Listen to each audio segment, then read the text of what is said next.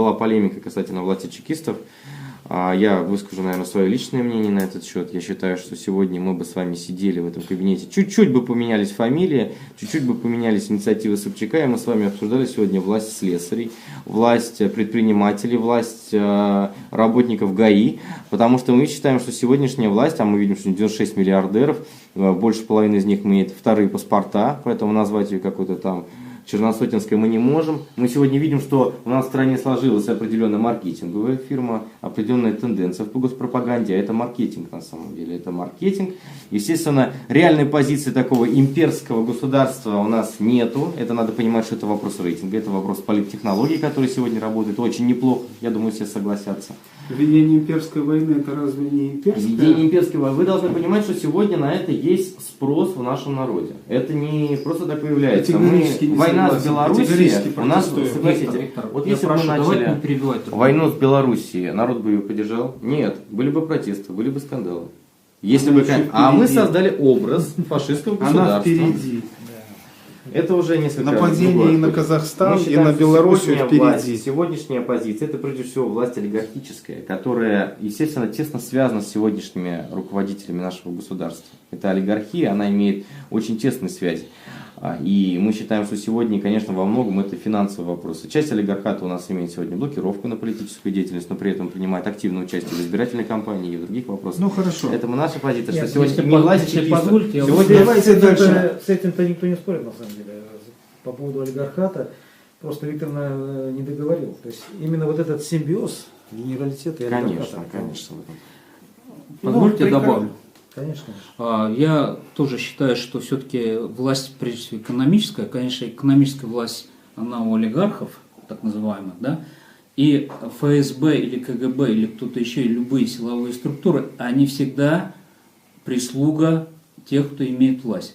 Ушел Сталин, можно я это скажу? Ушел Сталин, и КГБ тогдашний, или как он там, НКВД, ничего не смогло сделать. Оно как бы подчинилось Хрущеву. Пришел Горбачев, и КГБ ничего не смогло сделать, потому что власть была не у КГБшников, а она была все-таки у ЦК КПСС или у Политбюро. И то же самое произойдет здесь. То есть не надо думать, что это вот власть КГБшная, там, ФСБшная или какая-то. Она нормальная экономическая власть. Нет, то есть люди захватили экономическую власть. Естественно, ФСБ им помогает, потому что это подчиненная служба. Но это не означает, что это именно как бы борьба, там, как вы говорите, с корпорацией. Дорогой, если ты же советский человек, все-таки. Все мы советские. Да, все мы советские. Кроме Яна, да. Так вот, значит, если ты изучал марксизм-ленинизм, а ты изучал, то есть любая власть состоит из базиса и настройки. Поэтому ключевая позиция – это политическая власть. В чьих руках политическая власть? Политическая власть в руках генералитета. А экономическая власть – это вот, как я сказал, именно те олигархи, которые вот у них там шестеренки. Это кошельки у этих все генералов. Правильно.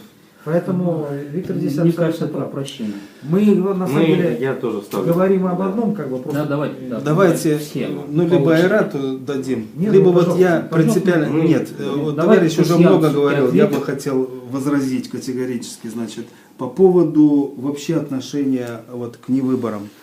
Мое совершенно, значит, ясное мнение, что вот из всех форумов или собраний или обсуждений вообще, кто вырабатывал какие-либо интеллектуальные подходы о том, каким образом России преобразоваться, лучше всего это форум «Свободной России». Их прошло уже вот 4 форума. Это то, что делает Каспаров вот в Прибалтике.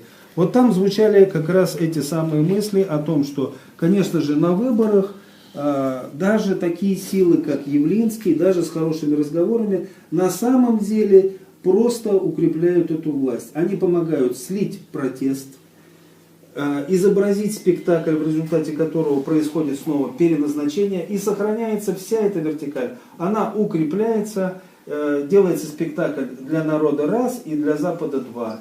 И ничего не изменяется в политическом плане, именно в политическом прежде всего плане. А наоборот, мы шагаем все дальше к лишению гражданских свобод, к нарушению Конституции. И на выборах это несменяемо. Поэтому бойкот выборов, он тоже имеет смысл, большой смысл имеет. Какой? Вот многие люди у меня в Фейсбуке пишут, какой смысл? Когда вы ничего не можете сделать, когда у вас противников много, то всегда играет огромную роль ваша принципиальная позиция, что вы ее просто...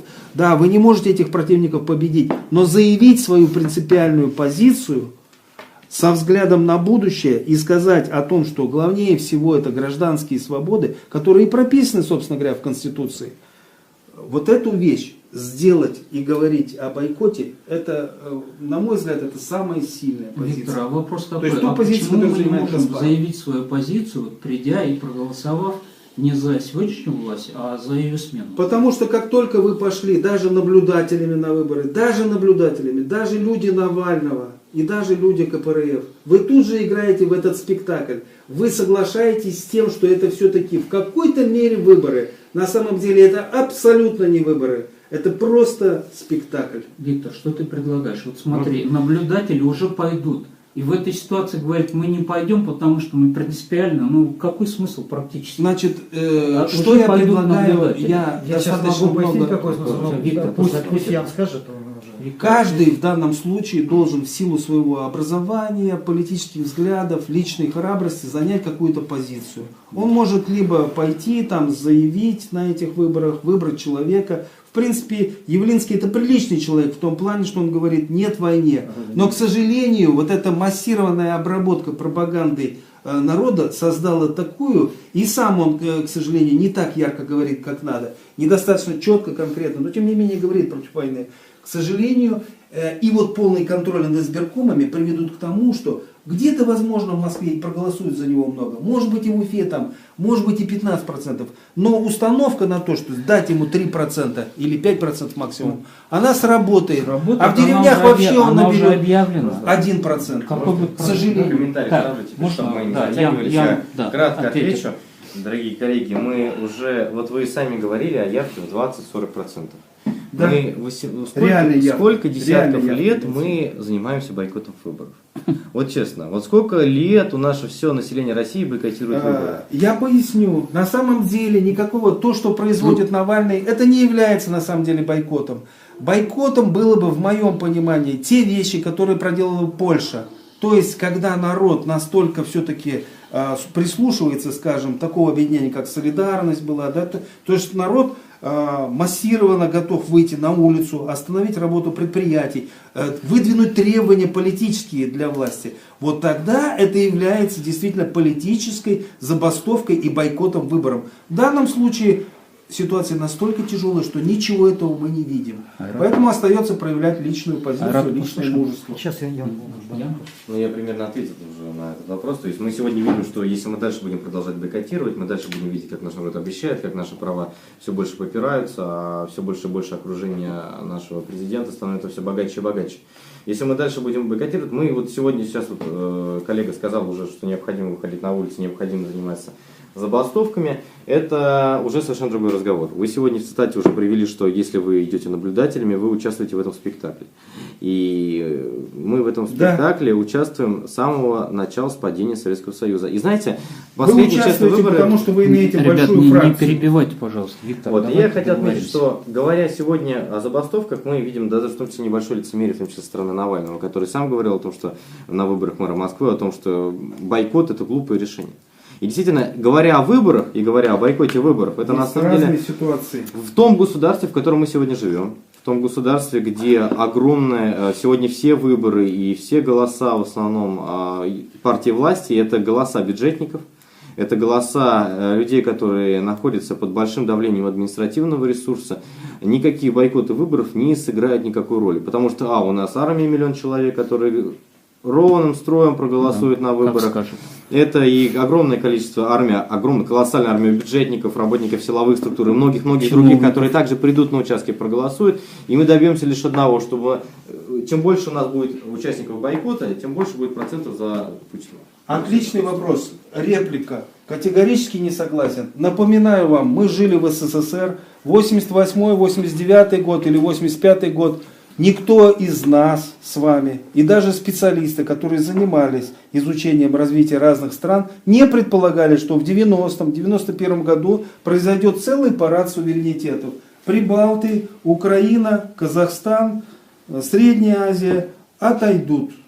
от СССР, а ведь тогда было 18 миллионов коммунистов, и у силовиков самых разных тоже была огромная армия. И тем не менее СССР распался, к счастью, мирно. Вот эти процессы, они сейчас идут, они неумолимы. Империя, которая ведет войны на своих, агрессивные войны на своих окраинах против своих братских народов, она запустила маховик распада империи. И это произойдет неминуемо в течение, не пройдет и 10 лет, а может быть и всего лишь 5 лет, когда империя, вот в результате этих всех вещей, она все-таки перейдет в новое состояние.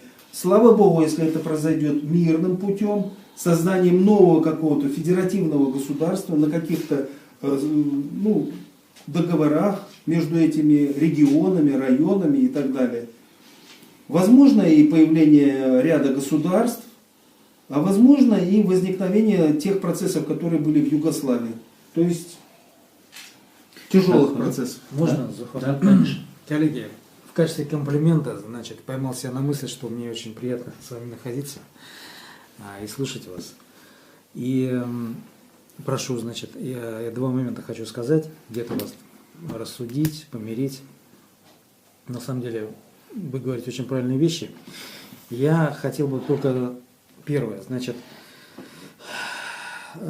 состояние нашего общества в нашей стране, оно таково, что кроме